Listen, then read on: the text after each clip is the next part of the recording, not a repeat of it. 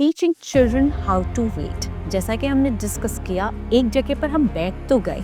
अब क्लासरूम के अंदर हमें ये समझना है कि टीचर एक इंस्ट्रक्शन देती है। 30 बच्चों की क्लास के अंदर कुछ बच्चे बहुत जल्दी कंप्लीट कर लेंगे, कुछ बच्चे बिल्कुल नहीं करेंगे, कुछ बच्चे अपना धीरे धीरे टाइम लेंगे कि हमें अपने बच्चों को वेट कराना सिखाना है। Waiting over, wait finish, toy time. और आपने वो जो टॉय था या जो एक्टिविटी थी जिसके लिए बच्चा वेट कर रहा था, whether it's cycling, whether it's going out, पापा के साथ बाइक पे जाना है, जो भी एक्टिविटी है जिसके लिए बच्चा वेट कर रहा था, वो एक्टिविटी उसके लिए अब करनी पॉसिबल है। तो बच्चा टैंट्रम करे, वो रोए, वो थोड़ा फिजिटी हो जाए, एंशियस हो जाए, तो बच्चे ने क्या समझा कि जब मैं एंशियस होता हूँ, रोता हूँ या चिल्लाता हूँ, तब मम्मा मैगी बना कर लाई। उसको ये क्लिक नहीं हुआ कि मम्मा तब तक बना रही थी और मेरा वेट टाइम खत्म हो गया था। Because of this sensory overload that happens in the classroom, instruction overload, auditory overload, can be sensory, vestibular or proprioceptive overload that the children are having, which causes them to lose focus and attention in the work they are doing. Therefore, जब हमें attention deficit के ऊपर काम करना है तो हमें sensory integration पे तो काम करना है, attention building activities पे भी काम करना है,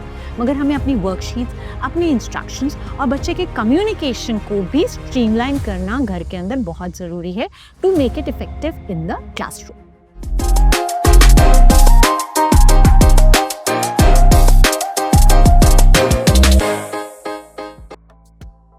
Hello everybody, I am Surabhi Verma. I am founder director Sparsh for Children.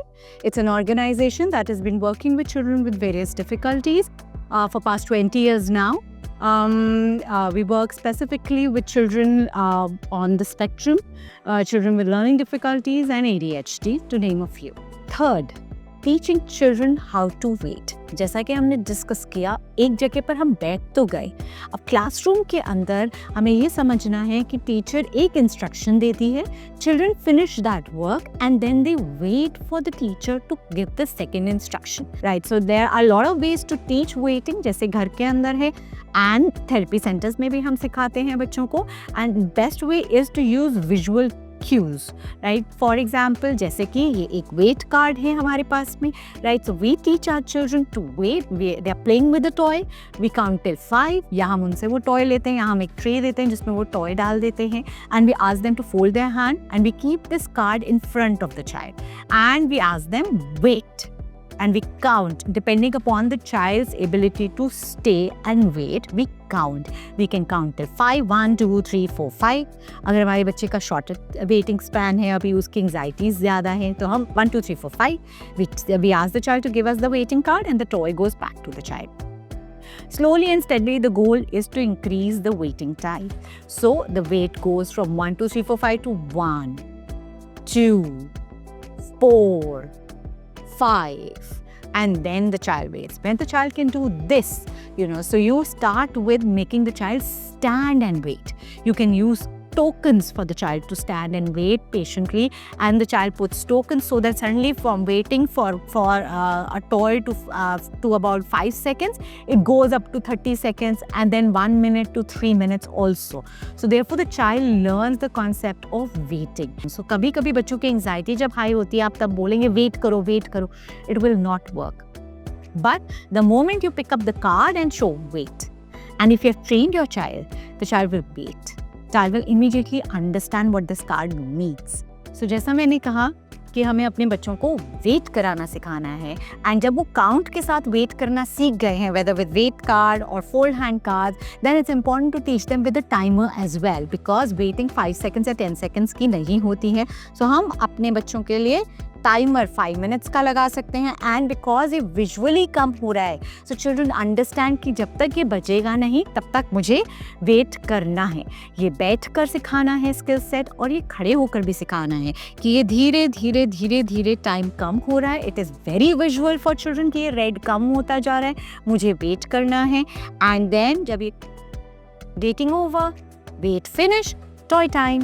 और आपने वो जो टॉय था या जो एक्टिविटी थी जिसके लिए बच्चा वेट कर रहा था, whether it's cycling, whether it's going out, पापा के साथ बाइक पे जाना है, जो भी एक्टिविटी है जिसके लिए बच्चा वेट कर रहा था, वो एक्टिविटी उसके लिए अब करनी पॉसिबल है. ये भी आपको ध्यान रखना है। सेम डे में भी फ्लक्चुएशंस हो सकती हैं, सेम एक्टिविटी में भी फ्लक्चुएशंस हो सकती हैं। So you have to be very very careful and that is why you are a parent, right? So you know which, जहाँ पर बच्चा नहीं आप ज़्यादा वेट कर सकता वहाँ हम शॉर्ट टाइमर दें, और जहाँ पर हमें पता है कि बच्चे की अब वेटिंग स्किल काफ़ी अच्छी इंप्रूव हो चुकी है, they can wait, we can give them a long waiting period. But always remember, जैसे ही वेट फिनिश हुआ within 3 seconds to 5 seconds के अंदर जो एक्टिविटी प्रॉमिस की गई है वो एक्टिविटी डिलीवर होनी चाहिए। नहीं तो बच्चे के साथ वो वेट का कॉन्सेप्ट का पॉजिटिव रीइंफोर्समेंट से लिंक नहीं बनता। क्योंकि अगर हमने बच्चे से 5 मिनट्स वेट कराया, उसके बाद अब आपने मैगी के लिए प्रॉमिस किया था, अब आप उठ के जाकर मैगी बनाना शुरू करेंगे तो वो 15 मिनट्स और लगेंगे। उसमें हो सकता है बच्चा टैंट्रम करे, वो रोए, वो थोड़ा फिजिटी हो जाए, एंग्शियस हो जाए। तो बच्चे ने क्या समझा कि जब मैं एंग्शियस होता हूँ, रोता हूँ या चिल्लाता हूँ, तब मम्मा मैगी बना कर लाई। उसको ये क्लिक नहीं हुआ कि मम्मा तब तक बना रही थी और मेरा वेट टाइम खत्म हो गया था। So therefore the right will be, अगर आप बना रहे हो, आपने वेटिंग टाइम रखा हुआ है कि ये बन रही है और देखो ये टाइमर भी चल रहा है, सो that the child understands that जब तक टाइमर फिनिश हो रहा है तब तक ये बनकर मेरे पास आ जाएगा। So the child has with in 5 to 10 seconds with in that time आपको वो जो प्रॉमिस है वो डिलीवर भी करना है। And therefore waiting skill is extremely important and needs to be taught if inclusion is the end goal. Today we are going to talk about the rest or remaining 3 steps that we need to take care of and develop in our children on spectrum at home and how we can develop them. Now we all know that our children with autism have shorter attention span. They get distracted very easily even when they are in the home setup or when during their therapy time, and this is aggravated to a large extent within the school setup. Now, why does that happen? One of the reasons can be the sensory dysfunction. A lot of our children have sensory dysfunction, which causes them to get distracted quickly because of this sensory overload that happens in the classroom. Instruction overload, auditory overload can be sensory, vestibular or proprioceptive overload that the children are having, which causes them to lose focus and attention in the work they are doing, even when they are interested in doing that work. Another reason can be that the child, when the teacher gives the instruction, everybody take out your notebook, the child may not understand that the instruction is also meant for that child. बच्चे को लग सकता है कि ये everybody मतलब कोई everybody class में होगा जिसके लिए ये इंस्ट्रक्शन है, बट ये मेरे लिए नहीं है। So therefore the child loses the track of instruction, और इससे जो 4th प्रॉब्लम आती है वो ये है कि वो इंस्ट्रक्शन का सीक्वेंस भूल जाता है, या जिस तरीके से टीचर ने वो इंस्ट्रक्शन दी उसको वो तरीका नहीं पता है। और lot of our children are rote learners, तो कई बार मम्मा ने घर के अंदर एक पर्टिकुलर तरीके से वो एक्टिविटी कराई है, या जैसे कि हमने बच्चे को सिखाया है colour all fruits that are red on a worksheet.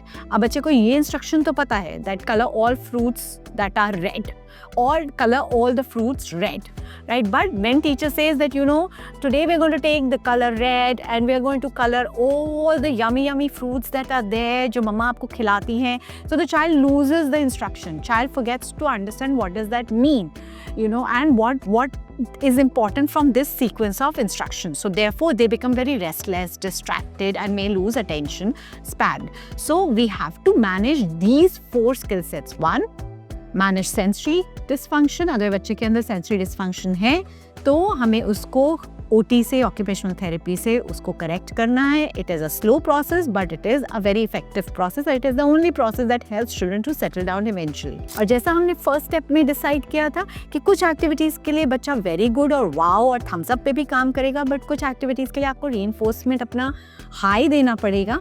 तो जब हम नॉन फेवरेबल एक्टिविटीज़ करा रहे हैं तो हमें एज अ पेरेंट ध्यान रखना है कि हम बच्चे को रीइंफोर्स हाई करें घर के अंदर, ताकि उसके माइंड के अंदर वो नॉन फेवरेबल एक्टिविटीज़ भी जो हैं वो सस्टेनेबल हो जाएं क्लासरूम के अंदर बच्चे के लिए। जैसा हमने बात किया इंस्ट्रक्शन वेरिएशन, ये बहुत ज़रूरी है कि हम हमेशा सेम तरीके से सेम इंस्ट्रक्शन को ना दें।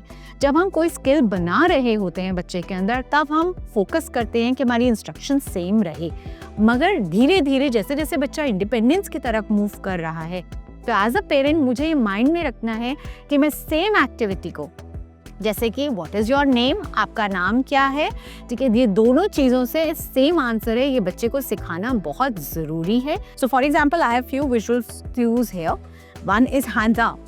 It is a very important skill जो हम घर के अंदर टेबल के ऊपर ये कार्ड्स लगा सकते हैं बच्चों के लिए। Wait, listen, hands up, finish, इनसे बच्चों को ये ध्यान में रहता है कि जब मेरी एक्टिविटी मुझे नहीं समझ में आया और मुझे मैम से कुछ पूछना है, so this visual clue tells the children कि मुझे हैंड रेस करना है, मुझे क्लास में शाउट नहीं करना है, मुझे हैंड रेस कर देना है।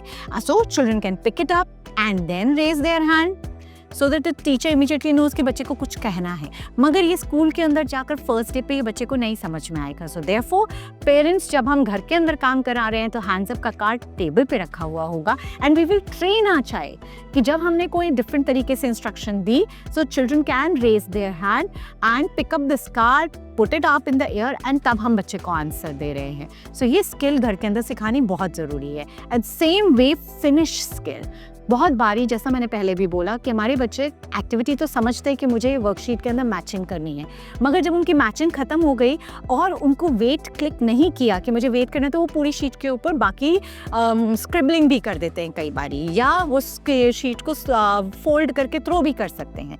सो कॉन्सेप्ट क्या मिसिंग है? फिनिश बोल देना टीचर को कि ma'am I have finished my work, मगर ये बच्चे खुद से नहीं बोल सकते, उनको ये चीज़ क्लिक नहीं करती।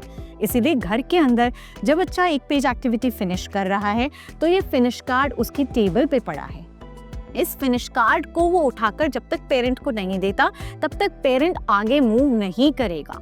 अगर आप वेट कर रहे हैं for the child to pick up the finish card and give it to you, जब हम बच्चे को इस ट्रेनिंग पर देते हैं कि आपको ये finish card, it can be finish ऐसे लिखा हुआ, it can be a finish with a tick, it can be a different way, जिससे बच्चे को क्लैरिटी होती है कि बच्चा वर्क मेरा फिनिश हो गया है। जब तक ये फिनिश कार्ड पेरेंट को नहीं मिलता तब तक पेरेंट आगे एक्टिविटी नहीं बोलता या वेरी गुड या बच्चे से पेंसिल नहीं, क्योंकि एज अ पेरेंट हम नेचुरली जैसे बच्चे ने फिनिश किया हम पेंसिल बच्चे के हाथ से ले लेते हैं और हम वेरी गुड कह देते हैं। तो बच्चे को क्या समझ में आया, जब तक मेरे हाथ से पेरेंट पेंसिल नहीं ले रहा है तब तक मुझे पेंसिल डाउन नहीं करनी है, तब तक मुझे कुछ पेपर के ऊपर करते रहना है, ठीक है, क्योंकि जब मम्मा होती है सामने तो वो मुझसे पेंसिल ले लेती हैं जब मेरा काम खत्म होता है। अब टीचर तो वहाँ पर एक है और बच्चे 30 हैं, तो उसके बीच में टीचर से तो ये मिस हो सकता है कि बच्चे ने काम फिनिश कर दिया है। So therefore putting finish at end of the activity उस शीट के नीचे या बच्चे के साइड के ऊपर, putting pencil down card on the side of the table can also be a big prompt for the children कि जब मेरा पेज फिनिश हो गया मैंने पेंसिल डाउन करके फिनिश कार्ड मैम को देना है, या अगर वर्बल बच्चा है तो वो फिनिश कार्ड देख के फिनिश बोल सकता है। तो दोनों में से जो भी बच्चा के कैपेबिलिटी है बच्चे की, वो हमें पहले घर में उसको ट्रेन करना है। So these cards are not only useful for school environment but also for home environment and also for the therapy centre. सब जगह के ऊपर सेम ही कार्ड्स यूज़ होंगे, तभी बच्चे को ये समझ आएगा कि हर जगह जब मैं एक्टिविटी ख़त्म करता हूँ, मुझे मैम ने कोई इंस्ट्रक्शन दी, मुझे नहीं समझ में आई और मैंने हैंड्स अप का कार्ड रेस किया है, तो भले ही मैं थेरेपी सेंटर में हूँ, भले मम्मा के साथ हूँ, भले स्कूल में हूँ, मुझे यही कार्ड रेस करना है टू गिव एन आंसर या to ask for a question और to say that to give something, get something from the teacher, and a finish card to tell कि ma'am I finished my work. These cards are very effective to help children form that attention जो anxiety and not understanding in the classroom उसकी वजह से form हो रही है। ये cards उनको हेल्प करते हैं इसको मेंटेन करने में और कम्युनिकेशन को फास्टर एंड मोर इफेक्टिव करने में। बच्चे के लेवल की सिमिलर जो एक्टिविटी है पेरेंट घर से इजी करके भी स्कूल में भेज सकता है, और सिमिलर लेवल की एक्टिविटीज़ बैकवर्ड चेनिंग के थ्रू बच्चे को हम क्लासरूम के अंदर या घर के अंदर जब हम क्लासरूम सेटअप बना रहे हैं तो उसके अंदर हम सिमिलर एक्टिविटीज़ को बच्चे को एक्सपोजर दे सकते हैं, क्योंकि इस एक्सपोजर से the child becomes confident how to solve a worksheet. So therefore parent has to prepare similar type of worksheet, similar type of work at the home also and make the child do those activities in the house so that जब वो activities school के अंदर आए बच्चे को थोड़ा सा idea हो and बच्चा थोड़ा सा अंडरस्टैंड कर सके उस एक्टिविटी को, मे बी पूरी तरह से नहीं मगर कुछ लेवल पर जाकर उसको वो वर्कशीट फेमिलियर लगे। जब बच्चों को वो एक्टिविटीज़ फेमिलियर लगती हैं तो अटेंशन डेफिसिट की जो प्रॉब्लम है वो थोड़ी कम हो जाती है। चिल्ड्रन डिस्ट्रैक्ट नहीं होते क्योंकि वो एंक्शियस नहीं होते, वो स्ट्रेस में नहीं जाते। दे feel that they can control the situation, they feel they know what is going to happen and therefore they are much more relaxed in the classroom and they are able to complete the work. So therefore जब हमें attention deficit के ऊपर काम करना है तो हमें sensory integration पे तो काम करना है, attention building activities पे भी काम करना है, मगर हमें अपनी worksheets, अपनी instructions और बच्चे के communication को भी streamline करना घर के अंदर बहुत ज़रूरी है to make it effective in the classroom.